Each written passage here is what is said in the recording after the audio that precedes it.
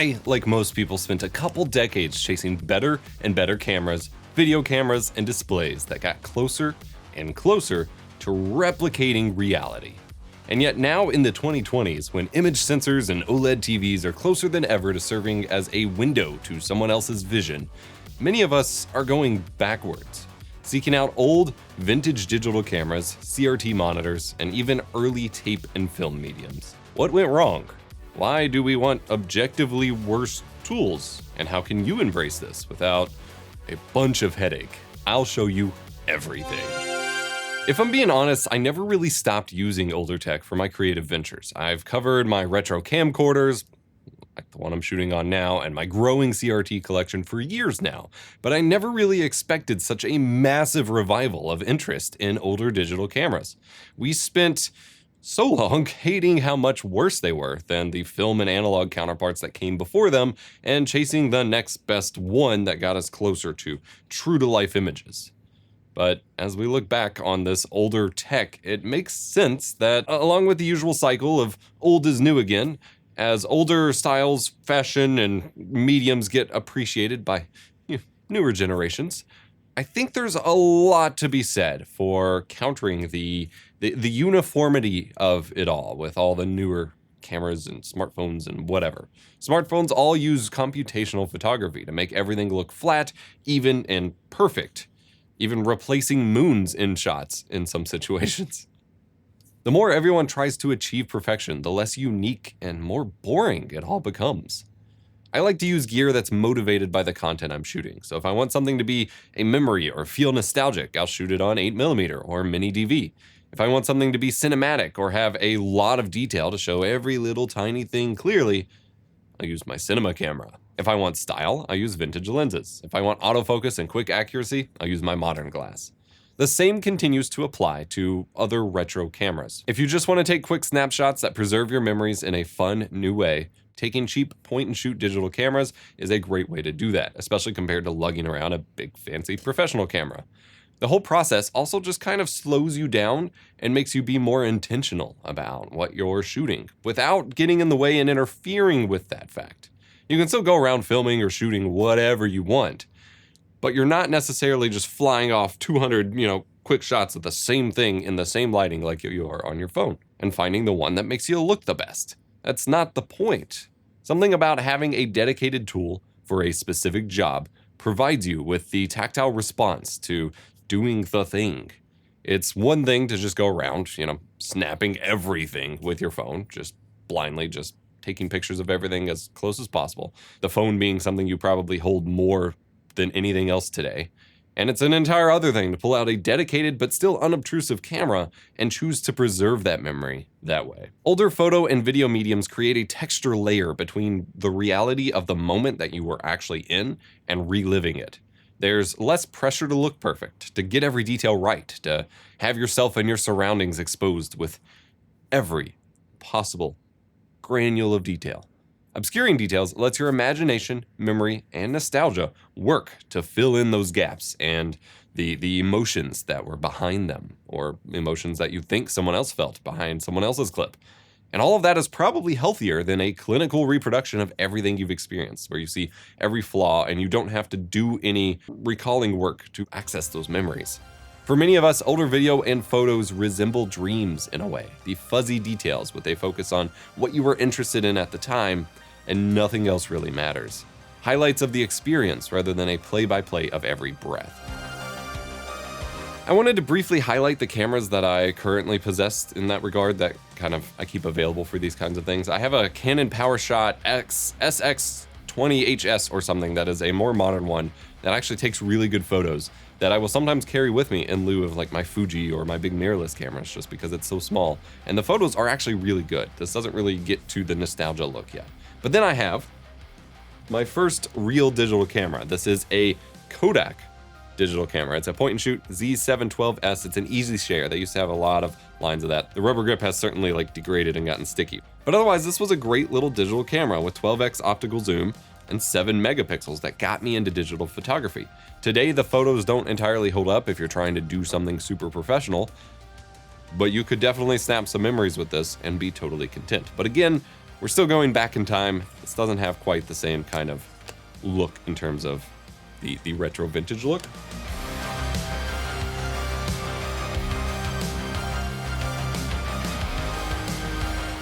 But that is where these cameras come in. So I have another Kodak. That was my mom's. It's another Easy Share, but it's much older, and you can see the design is significantly more like retro stylized. Another Easy Share does basic video as well, but takes really low res photos. And then this, I believe, was my wife's. It's a Vivitar camera. So this one is clearly designed after the camcorder look, but it's digital. Has 8x digital zoom, 5 megapixel photos, and does super low res video. And something about this design, I always love these designs where you have the flip out screen and you can kind of, you know, do waist level shooting, do more perspective shooting rather than, you know, going up and taking videos and whatever like this. Like having this to get the angle you want and feel like you're just like here, and then it packs up super compact.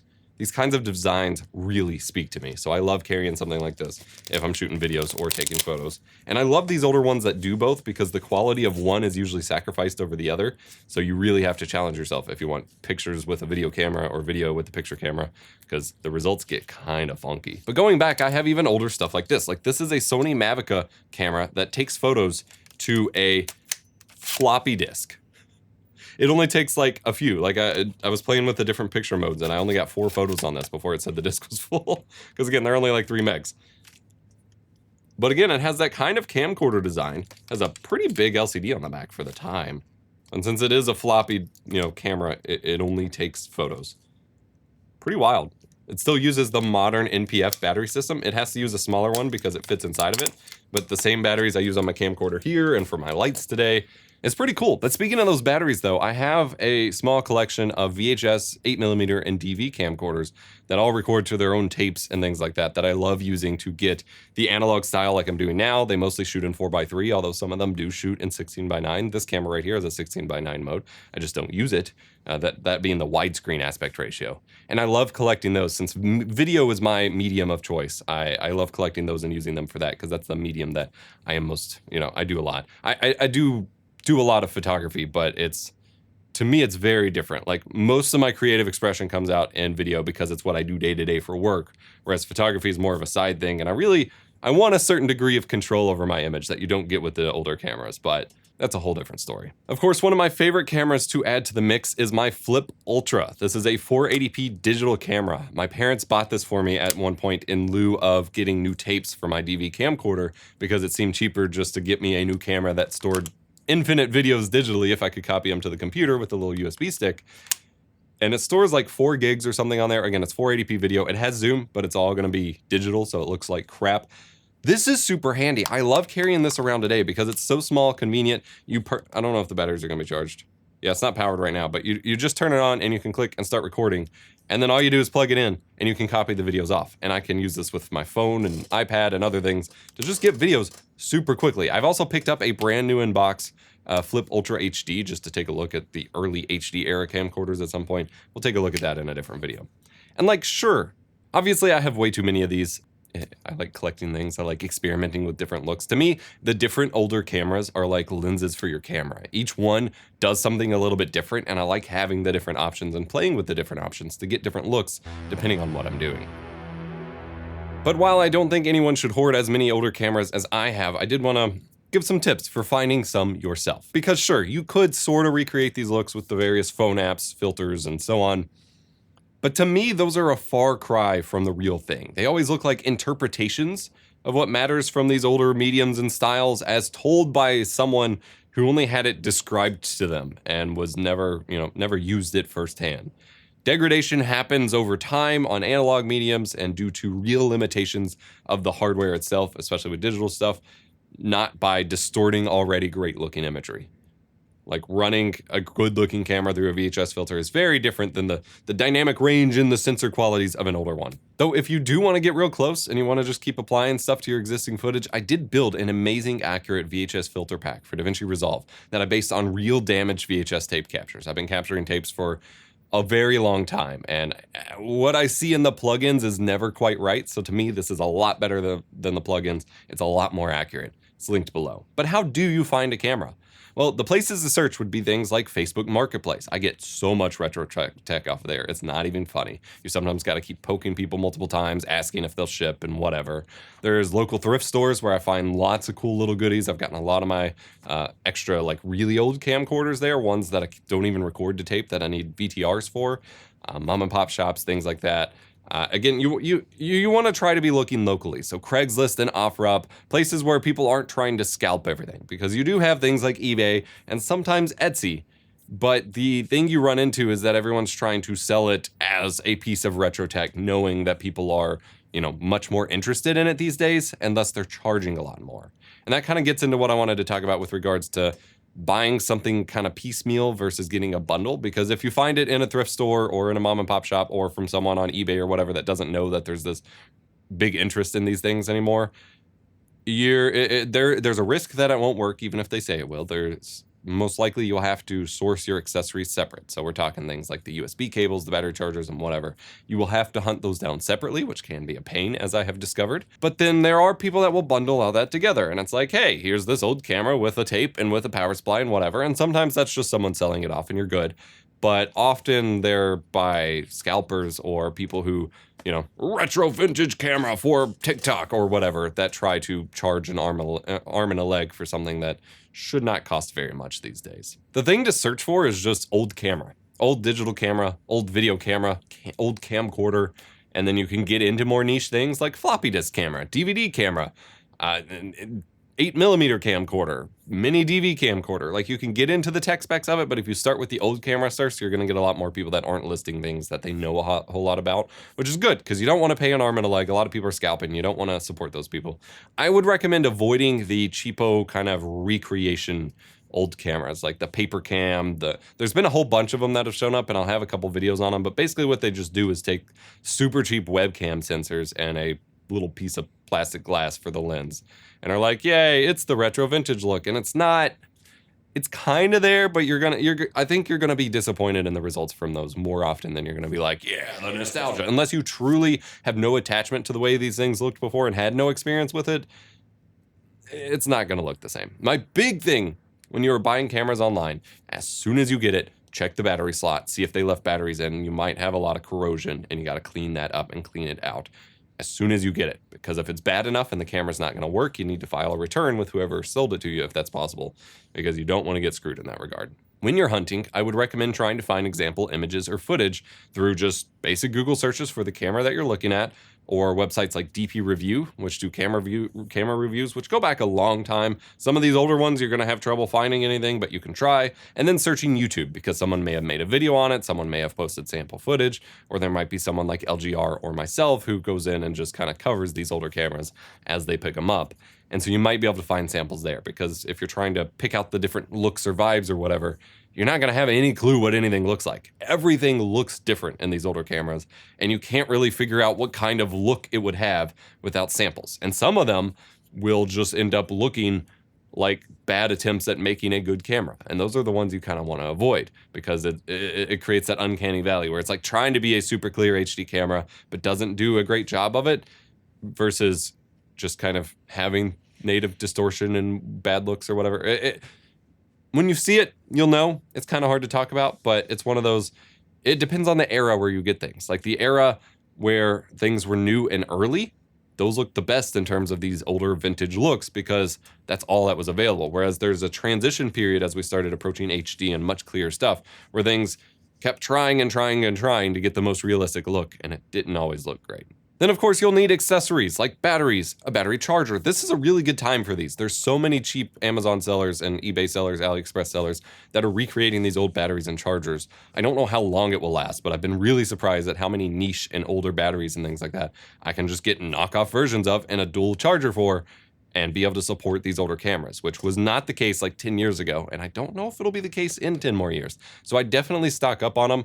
And I'd assume, unless someone said they bought new batteries for it, or it just looks brand new, that the battery that comes with the camera you get, if it takes rechargeable batteries, it may take the little Li4 or whatever little non-rechargeable camera batteries, Those you can just get cheap on Amazon or whatever already. But if talking about the rechargeable ones that come with like camcorders and stuff, unless it looks brand spanking new or they say they bought a new one, I would just assume that one doesn't work very well or doesn't have very good battery life, and just go ahead and upgrade anyway. Just make sure you have a nice little supply of that, so when things run out, you still have yours.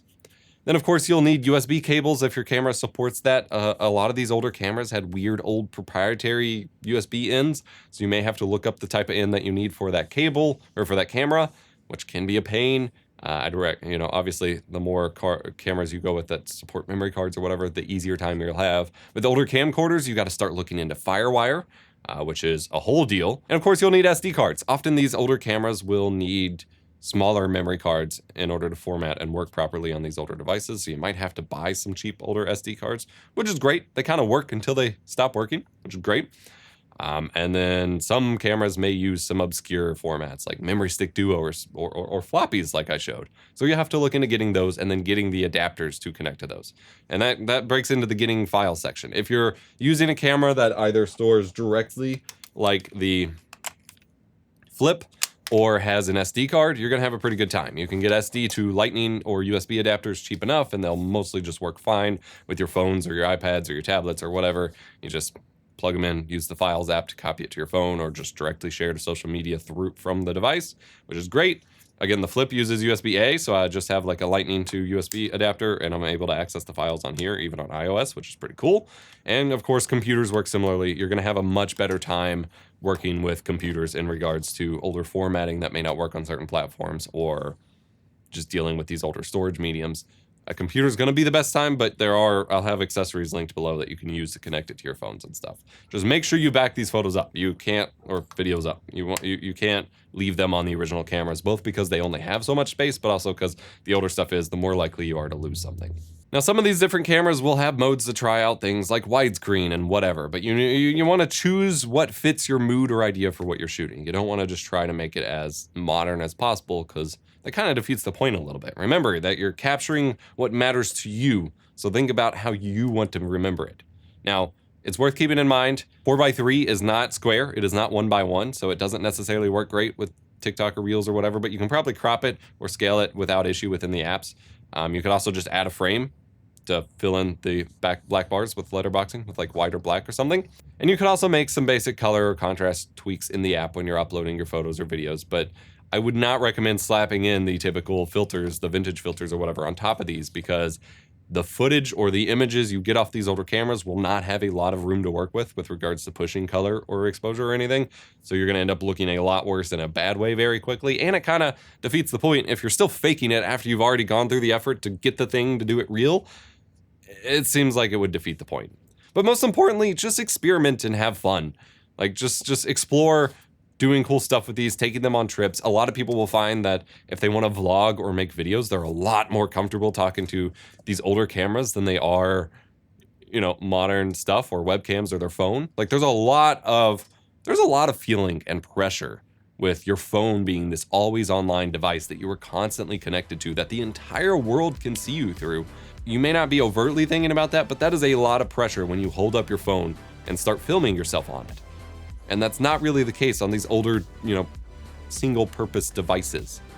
And so I think a lot of people will find themselves a lot more free to express themselves or to record themselves, capture what they're doing on these things, rather than a device that kind of feels like the entire world is pushing on you when you try using it. If you try it out, decide it's not for you, or get bored of it or whatever, please, please, please do not throw these things away.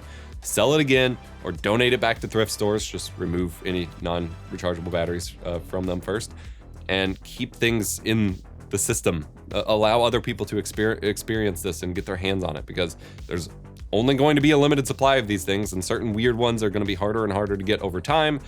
And if you just throw them away, you're really, it's e-waste, it's bad for the environment, it's just wasteful in the first place, but you're really limiting who else might be able to get their hands on it. I've been having a blast diving back in on the older cameras. Again, I use them for like my intros and for certain art things from time to time, but seeing a revived interest in this medium is super exciting to me. If you have any questions about them, leave them in the comments below. Otherwise, have fun. Let me know what you're making with these. Let me know, what your experience has been, and remember to be kind, rewind.